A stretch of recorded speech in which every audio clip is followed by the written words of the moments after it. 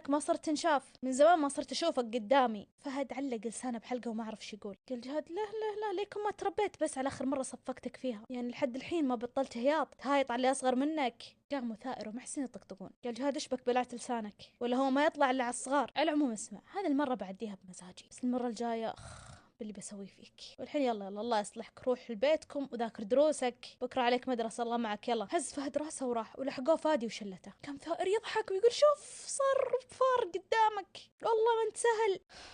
قال جهاد احس في رجال صاحي اضربه. في النهاية طلع لا صدق انكم بزران. قال ثائر ايش دران انه مهايطي؟ طيب وين رايح؟ قال جهاد عندي شغله بسويها. قال ثائر ايش هي؟ قال جهاد اعلمك بس بشرط تساعدني بشغلتي. قال ثائر طيب. قال جهاد يلا بروح السبر بشتري لي اشياء حلوه ولذيذه، وبروح الدار اوزعها هناك على الايتام. قال ثائر انت ما تطفش كل اسبوع تشتري لهم، خلاص مديرهم يهتم فيهم. قال جهاد وليش اطفش؟ اولا هذه صدقه واجرها عظيم، ثانيا شافت فرحتهم هم ياخذون هذه الاشياء البسيطه يخليك تحس بان مشاكلك قديش صغيره قدام ابتسامتهم. قال ثائر جهاد صاير عاطفي. قال جهاد انا الغلطانه اللي تكلمت مع ملسوم مثلك. المهم متى راح تتغطى؟ قال ثائر انا لله رجعنا على موضوع التغطية. ابغى افهم ايش دخل اهلك يا رجل؟ عنات فيك، ما راح اغطي الا لما ادخل الجامعة. قال جهاد عشان اذبحك وقتها. ليكون من جدك. قال محسن طب هي جهاد انا متى اتغطى؟ قال جهاد انت عندك بيت يضفك، ايش فيك مبلط عندهم ليل نهار كنا بيتك؟ قال والله بيت صاحبي بيتي. قال جهاد احلف. قال محسن امي تقول لي كذا. قال يلا يلا علمهم روحوا ذاكروا احسن لكم المضاربات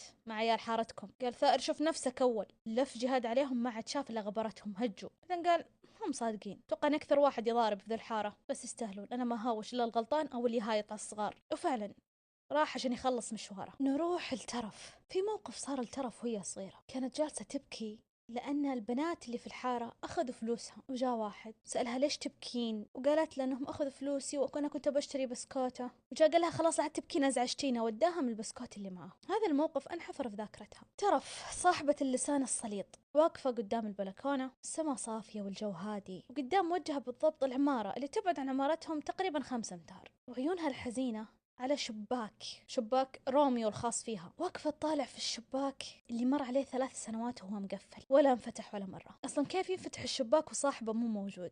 كانت تقول في نفسها ما راح يرجع يا ترف، ما راح يرجع يقول لك كيفك. دراسته بعدته، صارت بريطانيا الحين هي وطنه، حتى زيارة واحدة ما جاء. كانت دائما تتذكر كلماته لما يقول ليش البسكوتة زعلانة؟ ما شاء الله صاروا عيال الحارة يخافون من البسكوتة، ما راح أناديك باسمك حتى لو بكيتي. هو الوحيد من بين كل اللي قابلتهم ما عايرها بأصل أمها، ولا مرة بين لها أن أصل أمها يفشل. شوية ابتسمت وهي تتذكر موقف صار بينهم، موقف مجنون. كانت هي برابع ابتدائي وهو ثالث متوسط، كان واقف على حافة شباك غرفة